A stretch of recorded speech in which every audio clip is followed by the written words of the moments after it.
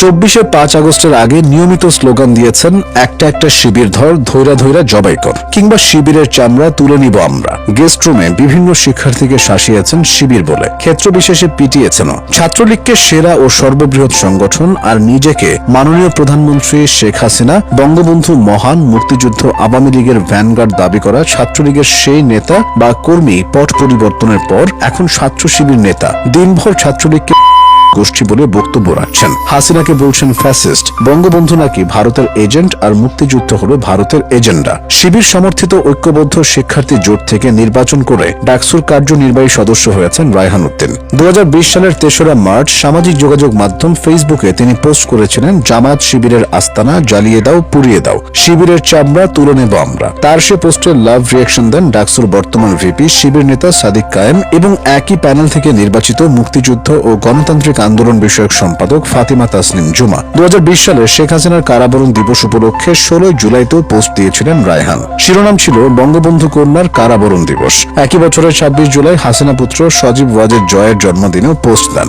এমনকি শেখ রেহানার ছেলে রাদওয়ান মুজিব ববির জন্মদিনেও শুভেচ্ছা জানিয়ে পোস্ট করেছেন রায়হান। ঢাবি জসিমউদ্দিন হলের 2016-17 সেশনের আফজালুন নাইমের বিরুদ্ধে গেস্ট রুমে সাধারণ শিক্ষার্থীদের সঙ্গে দুর্ব্যবহার, নিপীড়নের অভিযোগ ছিল। সাবেক ছাত্রলীগ কর্মী এখন জামায়াত নেতা শিশির মনিরের বিশেষ সহকারী। 2016-17 সেশনের আরেক শিক্ষার্থী ইলিয়াস হোসেন মুজিব হলের শিক্ষার্থী হলেও রাজনীতি করতেন ঢাকা বিশ্ববিদ্যালয়ের শাখা ছাত্রলীগের সভাপতি সঞ্জিত চন্দ্র দাসের। সম্ভাব্য হল ক্যান্ডিডেট হিসেবেও উচ্চারিত হতো তার নাম। অভিযোগ রয়েছে, মিছিল মিটিংয়ে যাওয়ার জন্য হলের শিক্ষার্থীদের তিনি চাপ প্রয়োগ করতেন, গেস্ট রুমেও করতেন হয়রানি। 5 আগস্ট পরবর্তী সময়ে ইলিয়াস এখন শিবিরের বড় নেতা হিসেবে আবির্ভূত হয়েছেন। 2017 সালে হাজী মোহাম্মদ মহসিন হলে ইসলামিক পেজে লাইক দেওয়ায় শিবির সন্দেহে 5 শিক্ষার্থীকে করে হল ছাড়া করা হয়। মহসিন হলের সাবেক ক্রীড়া বিষয়ক সম্পাদক মোহাম্মদ শাহাদাত হোসেন সোহেল ভুক্তভোগীদের মোবাইল চেক করেন এবং সঙ্গে সঙ্গেই অতর্কিত চালান। সেই শাহাদাত এখন শিবির নেতা। ইন্টারেস্টিং টুইস্টটা হলো 2024 সালের সেপ্টেম্বরে শাহাদাতের এই ঘটনা নিয়ে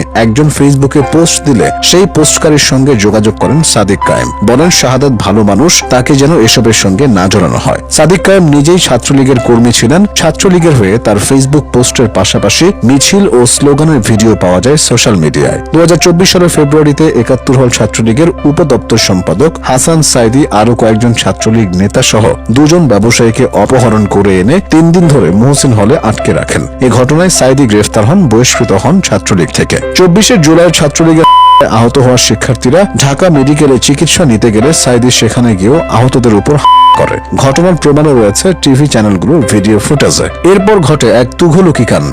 বহিষ্কৃত হয়েও সেই হাসান সাইদি হাসিনা সরকারের পতনের পর 24 সালের সেপ্টেম্বরে বিশ্ববিদ্যালয় প্রশাসনের সহযোগিতায় পরীক্ষায় অংশগ্রহণ করে। আরো আশ্চর্যজনক ব্যাপার হলো, Saidi faculty of business studies এর ফাইন্যান্স ডিপার্টমেন্টের শিক্ষার্থী, কিন্তু বিশ্ববিদ্যালয় প্রশাসন তার জন্য ক্যাম্পাসের বাইরে লেদার ইঞ্জিনিয়ারিং ইনস্টিটিউটে পরীক্ষা নেওয়ার ব্যবস্থা করে। বিষয়টি জেনে গেলে সেখানকার শিক্ষার্থীরা সাইদিকে আটক করে। এরপর তাকে ছড়াতে কে ফোন দেয় জানেন? তৎকালীন ঢাবি সভাপতি ও বর্তমান ডাকসু সভাপতি সাদিক কায়েম। শিক্ষার্থীরা সাদিকের তদবির না শুনে সাইদিকে থানায় নিয়ে আসেন, কিন্তু দেখা গেল থানার দায়িত্বপ্রাপ্ত কর্মকর্তা মামলা নিচ্ছেন না। এক পর্যায়ে শিক্ষার্থীদের অনমনীয়তার মুখে সাইদিকে মামলার আওতায় নেয় থানা পুলিশ। তবে সবাইকে অবাক করে দিয়ে 1 সপ্তাহের মাথায় জেল থেকে বের হয়ে আসেন হাসান সাইদি। এমন চিত্র শুধু ঢাবির নয়, আওয়ামী লীগ এবং ছাত্রলীগের নেতাদের নিয়ে সামাজিক যোগাযোগ মাধ্যমে প্রায় প্রশংসামূলক পোস্ট দিতেন চট্টগ্রাম বিশ্ববিদ্যালয়ের স্নাতকোত্তর শ্রেণীর শিক্ষার্থী আবরার ফারাবি। তিনি বিশ্ববিদ্যালয় ছাত্রলীগের উপপক্ষ ভার্সিটি এক্সপ্রেসের সঙ্গে যুক্ত ছিলেন।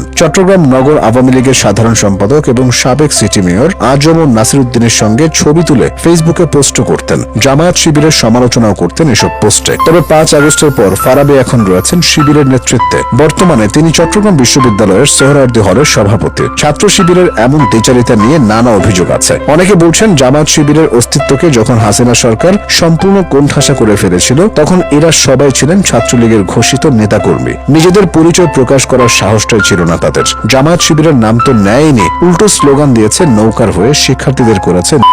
এসব নেতারাই কিভাবে এখন বিএনপিকে নিয়মিত রাজনৈতিক সবক দেয়। খালেদা জিয়ার বাড়ির সামনে থেকে সামান্য একটি ট্রাক সরাতে পারেনি বলে খোঁটা দেয়। মির্জা ফখরুল, রুমিন ফারহানা, মির্জা আব্বাস, রুহুল কবির রিজভী, ইশরাক হোসেন সহ এত বছর মাঠে থাকা বিএনপি নেতাকর্মীদের নিয়ে ট্রোল করে কিভাবে।